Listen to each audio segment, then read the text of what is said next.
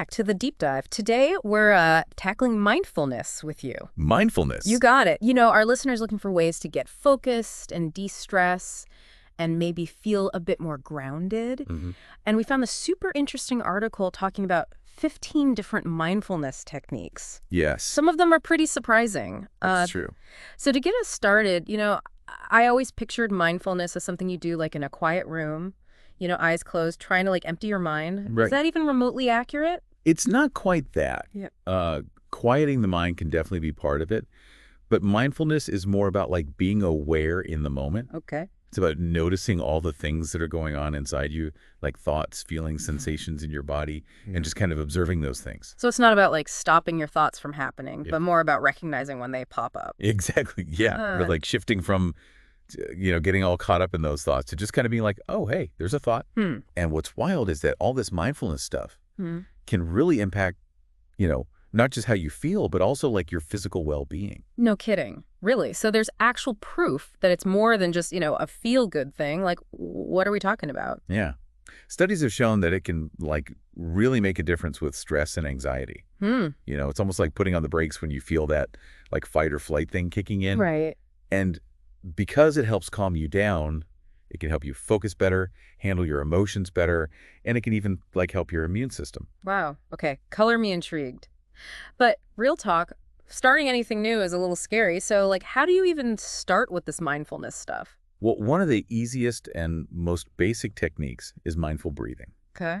And it's as simple as taking a few minutes every day to just sit or lie down and just feel your breath as you breathe in and out. That sounds easy enough, but what's so special about just paying attention to my breath? Well, focusing on your breath actually tells your nervous system to relax. Wow. It's like switching from that stressed out mode to a calmer mode. And as you keep doing it, you'll see that your mind just naturally chills out when you pay attention to your breath. It's like a mini vacation for your mind. Yeah, exactly. Makes sense. Now, we've got this article here about 15 different techniques. Right. Which ones do you think are the most important for someone just starting out? Well, besides that mindful breathing, mindful eating is another good one. Okay. It's about being totally present when you eat, Okay. engaging all your senses, really tasting the flavors, feeling the textures, smelling all the aromas. So instead of scarfing down food while I'm scrolling through my phone, I Yeah. should actually like appreciate what I'm eating. Exactly. And when you do that,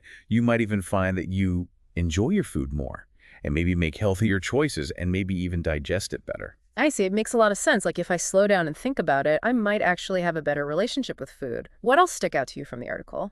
Another cool one is body scan meditation. It's where you basically bring your attention to different parts of your body, starting with your toes and going all the way up to your head, and you just notice how each part feels. I think I've heard of that one, but I've never really tried it. Like, Yeah. what's the benefit of doing that? Well, for one, it can help you realize like, oh, wow, I'm actually holding all this tension in my shoulders and I didn't even know it. Huh. Once you know where you're tense, you can then try to let it go. It also helps you feel more connected to your body. That makes sense because I'm always so in my head that I forget to like even think about my body. Yeah. And if you like moving around, mindful walking can be a game changer. It's just about focusing on how it feels to walk, like how your feet hit the ground, how your legs move, the rhythm of your steps. So even something as basic as walking can be a mindfulness thing. Oh, for sure. It's about turning something ordinary into a chance to be present. Okay. And by tuning in to how it feels to walk, you might be surprised at how much you haven't been noticing. The world looks different when you slow down and really see it. I like that, finding little ways to be mindful all day long. Yeah. Okay, so what about meditation in general? I know there are all kinds, but where do I even begin? One that's really helpful is loving kindness meditation. Yeah, I've heard of that. Isn't it just basically like sitting there and thinking happy thoughts? It's a bit more than that. Okay. You start by directing feelings of warmth and kindness toward yourself. And then you slowly expand those feelings outwards. First to people you love, then to people you don't really know, and eventually even to people you might not like very much. Oh, that sounds really tough, but also super powerful. Yeah, it's like exercise for your compassion. I like that. Okay, I'm interested. Are there any techniques that are good for like self-discovery or introspection? Mindful journaling can be great for that. Mm. It's all about taking time to just write down your thoughts and feelings without overthinking it or censoring yourself. It's a way to get to know yourself better, to see patterns in your thinking and to work through your emotions. I always thought journaling was something teenagers did to, process all their drama. But I can totally see how it could be helpful for self-awareness at any age. Absolutely. It's about creating a safe space to explore what's going on inside you. Makes sense. It kind of goes back to that idea of just observing your thoughts and feelings without judgment that we were talking about earlier. Right. What about techniques to better connect with others? Well, mindful listening is key for building strong relationships. Okay. It's about giving the person you're talking to your complete attention, listening without interrupting or letting your mind wander. Oh, I need to work on that. It happens. It's so easy for me to get distracted or already start thinking about what I want to say before the other person is even done talking. Well, it starts with making a real effort to listen closely. Put your phone away, make eye contact, and truly focus on what the other person's saying, like their words and their body language. Yeah. You might be surprised by how much richer your conversations become when you really listen. That's a good point, because I bet I miss things when I'm too busy thinking about what I'm going to say next.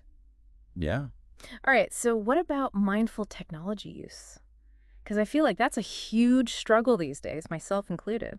It is tough with all the ways we're connected now, but mindful technology use is about being more aware of how we're using our devices and making choices about how and when we use them. So not about like ditching tech altogether, but being smart about it. Exactly, like setting limits on screen time, making some areas tech-free zones, or just being more present when you're using technology. Yeah, no, I definitely feel more stressed when I'm constantly getting bombarded with notifications. Right. And finally, creating a mindful environment can help your practice and make you feel more peaceful in your daily life.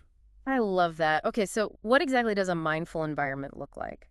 It's about designing your space on purpose, whether it's your house, your office, or even just a little corner where you can chill out. It could be decluttering, bringing in some plants, using calming colors, or making a special spot for meditation. Okay. Think about what makes you feel peaceful and see if you can bring those things into your surroundings. I'm already feeling relaxed just thinking about it. Yeah. It's amazing how much our surroundings can affect how we feel. Totally. And the cool thing about mindfulness is that you can weave it into even the most ordinary stuff, like washing the dishes, folding laundry, standing in line. Anything can become a chance to be present. So it's not about adding more to our to-do list, but about seeing things differently and finding mindful moments in everyday life. Exactly. It's about slowing down, paying attention, and enjoying the little things. Mm. Now, I know it all sounds great, but... What? Is there a catch? Well, keeping up a mindfulness practice isn't always easy. Yeah, I was just thinking that. It's easy to, talk about mindfulness, but actually doing it every day, that's the real challenge. What are some of the things that trip people up? Well, one of the biggest ones is our minds just love to wander. You sit down to meditate, and all of a sudden you're thinking about that awkward thing you did in high school or what you need to buy at the grocery store. Oh my gosh, yes. It's like my mind has a mind of its own. How do you deal with that? The trick is to notice when your mind goes off track without beating yourself up about it. Oh, okay. It's not about getting mad at yourself for getting distracted, but gently bringing your attention back to whatever you were focusing on, like your breath or sensations in your body or sounds around you. So it's like training a puppy, lots of patience and gentle nudges. Exactly. And another tough thing is just finding the time to practice. Tell me about it. Life gets crazy busy, and it's easy to let mindfulness slide down the priority list. That's so true. I know I'm totally guilty of that. Any tips for making it more of a habit, especially when you're super busy? One thing that helps is trying out different techniques to find what really works for you. There's no one right way to do mindfulness. Try different teachers, apps, or types of meditation and see what fits you best. Maybe you like guided meditations, or maybe mindful walking in nature is more your style. Or maybe you find peace in journaling. It's all about figuring out what clicks for you. So it's not about forcing yourself into some strict routine, but finding what feels good and natural. Right.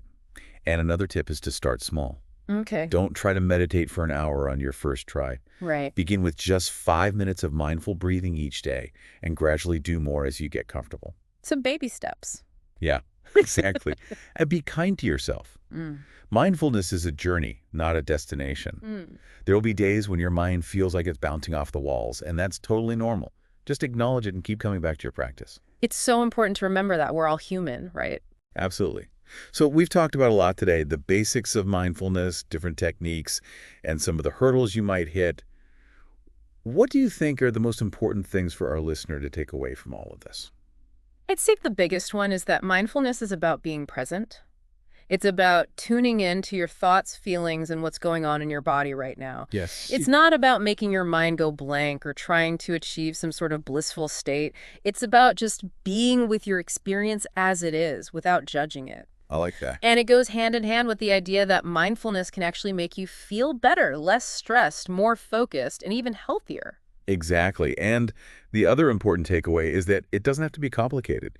There are simple things anyone can do to bring mindfulness into their daily life. Okay. Whether it's focusing on your breath, really paying attention when you eat, or turning a walk into a moving meditation. It's about finding those little moments of presence, even when life is crazy busy. Precisely. And as you practice, remember that it's a journey, not a race. Be patient with yourself, celebrate your little victories, and be okay with the challenges. Yeah, Now, I know you're probably ready to start putting all this into practice. I am. What's one small change our listener can make today to bring a bit more mindfulness into their life? That's a great question. It's really personal because it's all about you. But here's something to think about. What if you picked just one everyday thing and made it a mindfulness practice? Think of something you do all the time, like brushing your teeth or taking a shower, or even just your commute to work. Now, how could you do that thing with more awareness? Okay. Could you engage all your senses? Could you slow down and really experience it? Could you notice your thoughts and feelings without getting carried away by them? I love that. It's about taking something ordinary and seeing it in a whole new way. Exactly. And then as you experiment with bringing mindfulness into your everyday life, remember it's not about being perfect. It's about being curious about your experience and being willing to keep coming back to the present moment over and over again. This deep dive has been so eye-opening. I feel like I have a much better grasp on what mindfulness is and how to actually make it part of my life. Oh, A huge thank you to you for sharing your knowledge and expertise with us. my pleasure. And to you, our listener, keep exploring the world of mindfulness and see what it can do for you. Yeah, I really like that idea of picking one little thing and turning it into a mindfulness practice. It feels way less overwhelming than trying to change, like, my whole life. Exactly. Mindfulness is all about finding those little moments of peace, no matter where you are or what you're doing. You know, it's funny. As we've been talking about all these techniques, it hit me that mindfulness isn't just about, sitting there meditating. It's like bringing this sense of awareness to everything. Absolutely. It's like waking up and seeing how amazing life really is, even in the most ordinary moments. Yeah. When I first started doing mindfulness stuff, I was shocked by how much I was missing. The world just felt like more vibrant, more alive. I bet. Like putting on a new pair of glasses and everything's suddenly sharper and brighter. Totally. And the more you practice, the more natural that awareness becomes. It's like working out a muscle. The more you use it, the stronger it gets. This has been such an eye-opening deep dive. I feel like I have a whole new set of tools to try. And I love that idea of picking just one small thing to start with.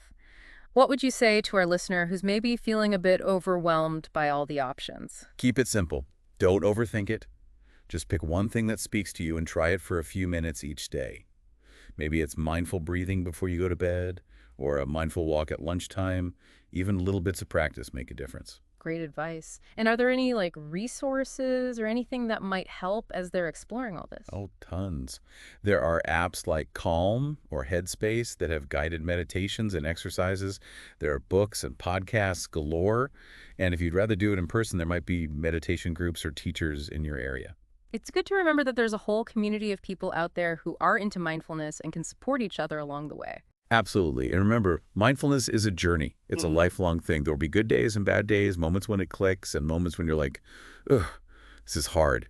But just be curious. Yeah. Be kind to yourself and keep coming back to the present moment. Well, this has been an amazing deep dive. Thank you so much for sharing your wisdom and insights. I know our listener is leaving with a better understanding of what mindfulness is and a ton of ideas to try out. It's been my pleasure. And to you, our listener, keep exploring, keep practicing, and see what wonders mindfulness can bring to your life. See you next time.